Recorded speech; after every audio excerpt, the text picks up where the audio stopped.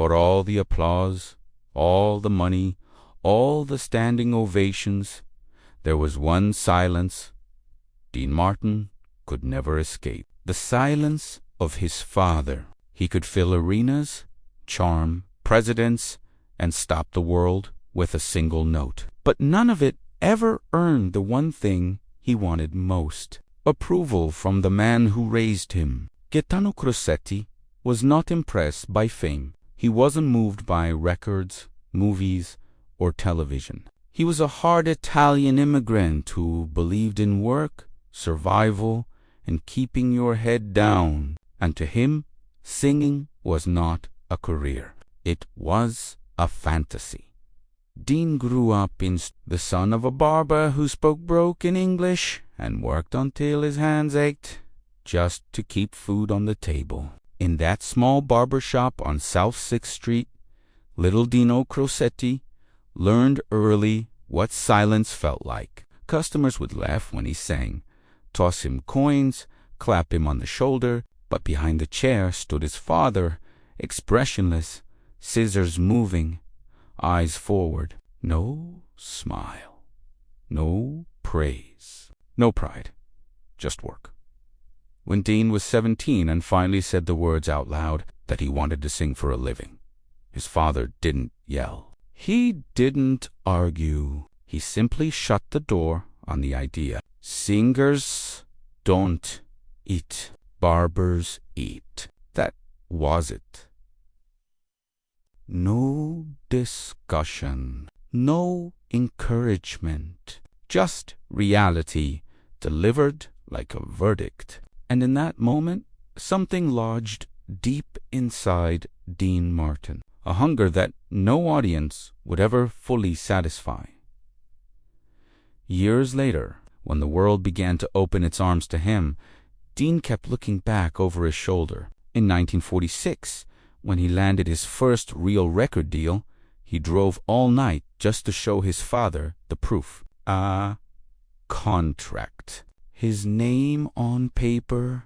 A future that finally looked solid. He walked into the barber shop, breathless with pride, holding that contract like a winning lottery ticket. His father glanced at it, nodded once, and said a single word, "Good." Then he turned back to his customer and kept cutting hair. That was the moment Dean understood something terrifying. Success did not move his father, not even a little dot. By the time Dean Martin became Dean Martin, by the time his face was on billboards and his voice on every radio, the silence hadn't changed. He sang on television. His father didn't comment. He starred in movies. Nothing. He became one of the most famous men in America. Still nothing. No phone calls. No congratulations. No, I'm proud of you, son. Just distance. On February 3rd, 1967, that silence became permanent. The phone rang before dawn in Beverly Hills. Steubenville General Hospital. Heart attack. It was quick. That's what they always say. Dean sat on the edge of his bed holding the phone and felt nothing. No tears. No shock. Just the dull realization that the conversation he'd been waiting 30 years to have was now impossible. His father was gone, and with him the last chance of hearing the words he had chased his entire life. The trip back to Ohio felt unreal. Clouds sliding past the window. Memories rising uninvited. The barber shop. The smell of hair tonic. The sound of scissors. His father's back turned. Again and again. When Dean arrived in Steubenville, the town felt frozen in time, like it had never noticed he'd left. The barber shop was closed now. Quiet, dusty. A relic. After the funeral, Dean unlocked the shop and walked inside alone. That was when he found it hidden behind a loose board near the back room. Not many, not documents, scrapbooks, old newspapers, yellowed clippings, magazine articles, photos torn from Life, Look, Variety. Every headline, every review, every mention of Dean Martin, carefully folded, carefully saved, decades worth, his entire career preserved in silence. Dean sat on the floor and broke, not because his father never said he was proud, but because he finally understood the truth. His father had been proud the entire time. He just didn't know how to say it. He didn't speak the language of praise. He spoke the language of work, endurance, and quiet admiration. And by the time Dean learned that, it was too late. That discovery haunted him for the rest of his life, because it confirmed the cruelest lesson of all. Sometimes the love you're desperate to hear is there the whole time. It just comes wrapped in silence. Dean Martin spent 30 years trying to prove himself to a man who had been watching, saving every headline, every photo, every success, without ever saying a word. And that realization didn't comfort him. It destroyed him. Because fame couldn't fix it. Applause couldn't undo it. And no matter how big Dean Martin became, there was still a little boy from Steubenville, standing in a barber shop, singing for strangers, waiting for his father to look up and say, "I see you." Inside the drawer were stacks of paper, neatly bundled with twine, yellowed with age. Dean knelt on the floor and lifted the first bundle with shaking hands. Old newspapers. Steubenville Herald-Star, Variety, The Hollywood Reporter, Life Magazine. Every article had one thing in common: his name, Dean Martin. Headlines announcing his first record deal, reviews of his early nightclub performances, photos from movies, mentions of the Rat Pack. Television listings for the Dean Martin Show, dates circled in pencil. Some clippings were folded so carefully they looked ironed. Others had small handwritten notes in the margins, written in his father's rough, uneven script. Good voice. Big crowd. My son. Dean's breath caught in his chest. He kept digging. There were more bundles. Dozens of them, each one a year. Each one proof that while his father never said a word, he never missed a thing. He'd followed every step, every success, every rise, quietly, faithfully. The barbershop wasn't abandoned. It was a shrine. Dean sat back on the floor. Papers spread around him like fallen leaves. His hands trembled as he picked up a faded photograph clipped from a magazine. It showed Dean on stage in Las Vegas, tuxedo crisp, microphone in hand, smiling that effortless smile the world adored. On the back, in pencil, were words his father had never spoken aloud. Meiji. Hichi. That was when Dean finally broke. Not the polished tears he could summon on camera, not the controlled emotion he'd mastered for decades. This was something else. He doubled over on the dusty tile floor of that barber shop and sobbed like the 7-year-old boy who used to sing for nickels while his father cut hair and never looked up. The approval he'd chased his entire life had been there all along, hidden behind silence, pride, and a man who didn't know how to say the words. For 30 years, Dean had believed he wasn't enough, not talented enough, not respectable enough, not real enough. And all that time, his father had been paying rent on an empty shop just to sit among the echoes of his son's childhood, clipping newspapers, saving proof that the boy who didn't want to be a barber had survived. Dean stayed in that shop for hours. He sat in the old barber chair, ran his fingers over the worn armrests, imagined his father standing behind him, scissors in hand, finally looking down and seeing him. Not Dean Martin. Gino Grossetti, his son, died at the funeral 2 days later. Dean stood by the grave with the weight of that truth crushing his chest. People saw a famous man mourning his father. What they didn't see was a little boy finally hearing, "I'm proud of you." Far too late for it to heal anything. Years later, after his son died, after Sammy died, after the applause faded and the rooms went quiet, Dean would think back to that barber shop, to the drawer, to the clippings, to the realization that love doesn't always sound like praise. Sometimes it sounds like silence. Sometimes it hides in folded newspapers and paid rent on an empty building. And that knowledge haunted him, because it meant the hole inside him had never been fame's fault. It meant he'd been loved the whole time and never felt it. And that is a pain no amount of success can undo.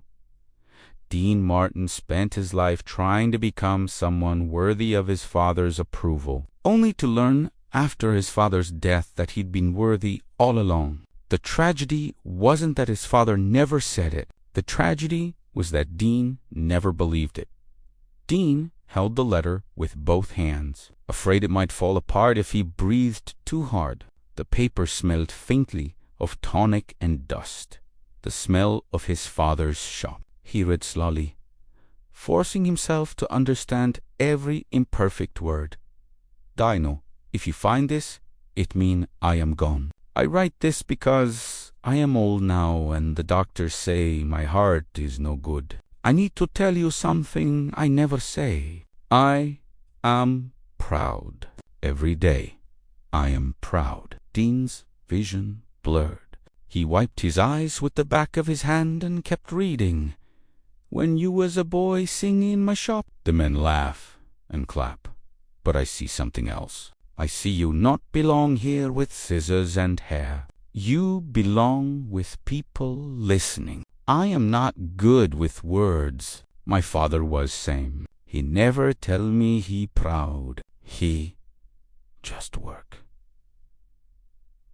So I work. I think if I keep my head down and pay the bills, that is love. I think you understand without words. Maybe I am wrong. Dean felt his chest tighten.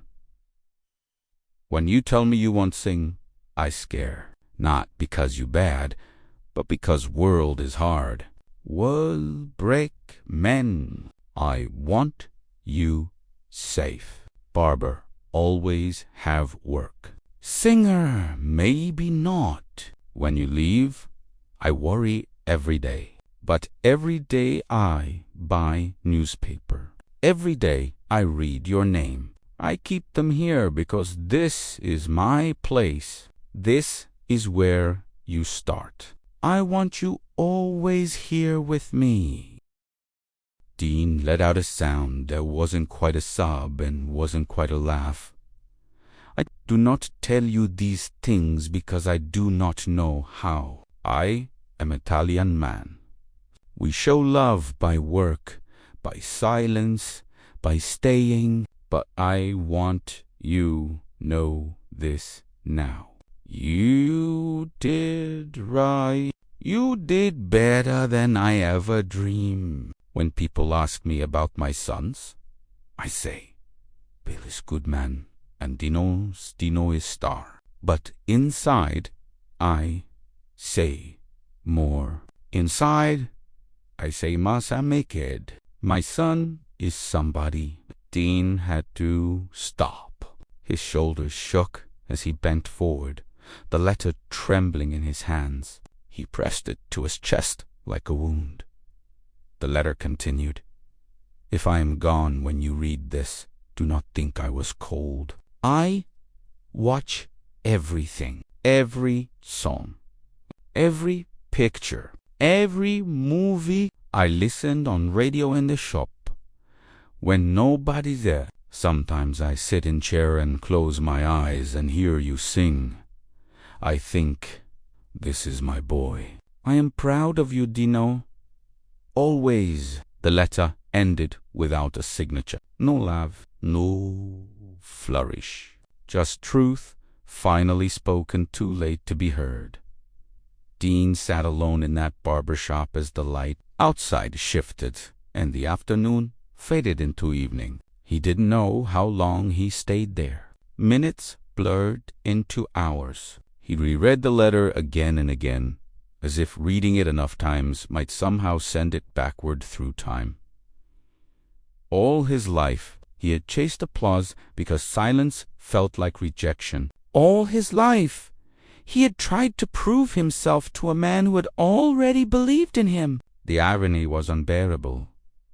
When Dean finally stood, his legs were weak. He carefully folded the letter and placed it inside his jacket, close to his heart. Then he gathered the clippings and put them back in the drawer exactly as he had found them. This wasn't something to display. This was sacred, Dot. At the funeral, people told Dean how lucky his father had been, how proud he must have been to have such a famous son.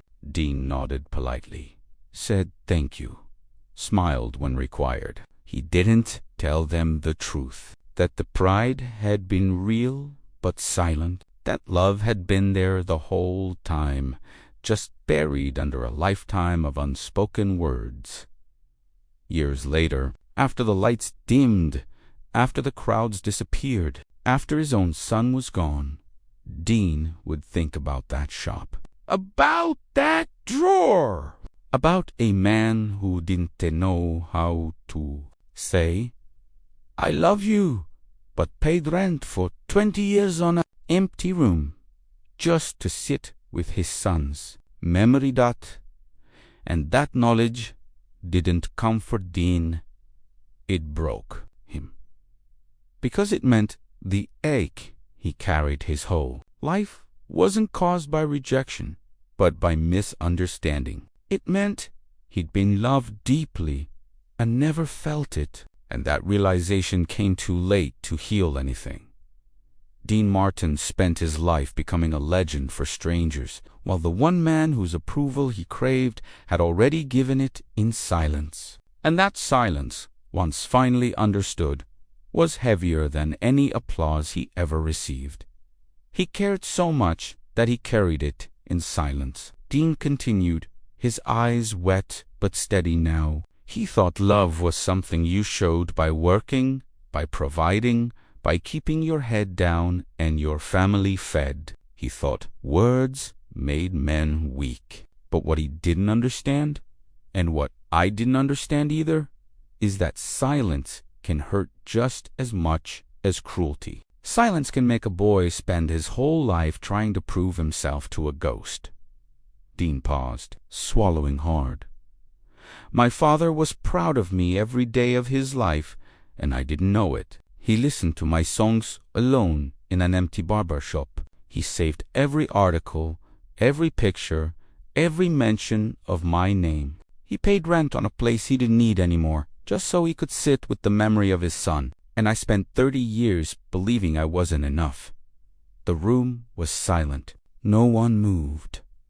Papa, Dean said softly, looking at the casket now, not the crowd. I wish you had told me. I wish you had just said the words one time. But I forgive you, because now I understand. You loved me the only way you knew how.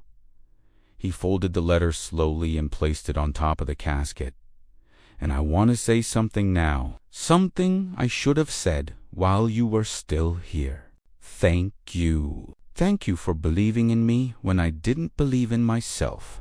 Thank you for seeing who I was before anyone else did. Thank you for being proud of me, even when you couldn't say it out loud.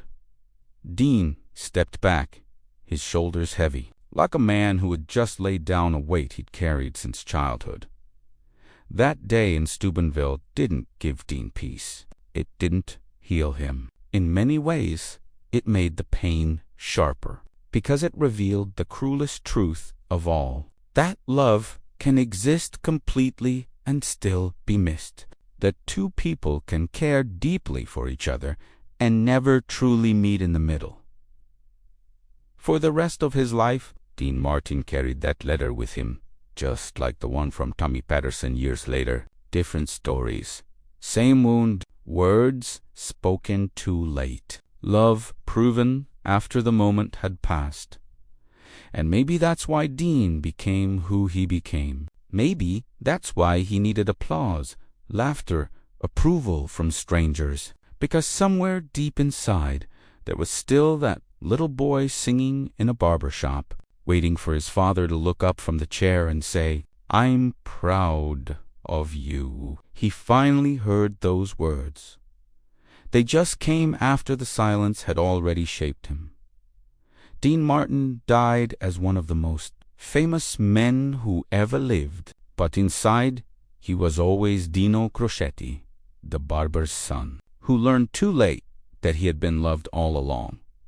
So he wrote them on the backs of newspaper clippings and hid them in a drawer where no one would ever see them. Dean wiped his eyes and felt the weight of a lifetime pressed down on his chest. His father had loved him, truly, deeply loved him. He had been proud from the very beginning. Every song, every movie, every headline had mattered. Dean just hadn't known, not until it was too late.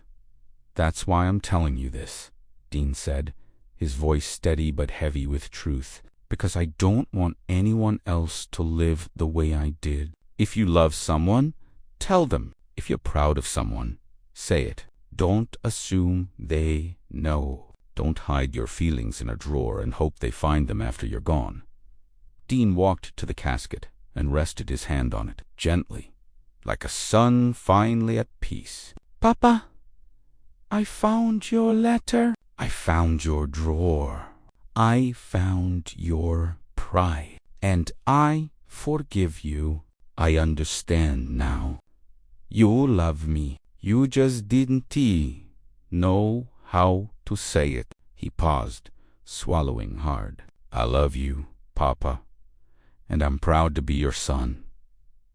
When Dean flew back to Los Angeles, he didn't go to a party. He didn't go to a studio. He went straight to his office, sat down at his desk, and pulled out a blank sheet of paper. He began writing a letter to his children. Not a secret letter, not one to be hidden away. A letter filled with the words he had waited his whole life to hear. "I love you. I'm proud of you.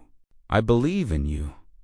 That week, he gave each of his children a copy. He sat with them, looked them in the eye, and said the words out loud. From that day on, Dean Martin changed. He became more open, more present, more human. He told people he loved them. He told them he was proud. He stopped assuming and started speaking. Dean had his father's barber shop preserved exactly as it was. He paid the rent until the day he died. Once a year, on his father's birthday, he would fly to unlock the door, sit in the old chair, and read the clippings. He would cry. He would forgive. He would remember. When Dean Martin died on Christmas morning in 1995, his children found something in his wallet. His father's letter, worn thin from years of being folded and unfolded. Attached to it was a note Dean had written in his own hand. "Papa, I found your drawer. I found your love. I forgive you. Thank you for being proud of me. I love you. I'm coming to see you soon." This time, we'll both say the words. Your son, Dino. At Dean's funeral, his daughter Deanna shared the story. She held up the clippings. She read her grandfather's notes. She read both letters. "My father learned a hard lesson," she said. "Love isn't just about being there. It's about speaking. It's about saying the words, even when it's uncomfortable. Today, Crossetti's barber shop stands as a small museum in Steuben. Inside a glass case sits the drawer, still full of clippings, still covered in handwritten pride. Framed beside it are the two letters, and people stand there quietly, thinking about their own fathers, their own children, their own words left unsaid. Some of them leave and make a phone call, because Dean Martin and his father taught us something timeless. Don't hide your love in a drawer. Don't wait. Don't assume. Say the words now. Say them while there's still time. Because the saddest words in any language aren't "I love you." They're "I should have told you."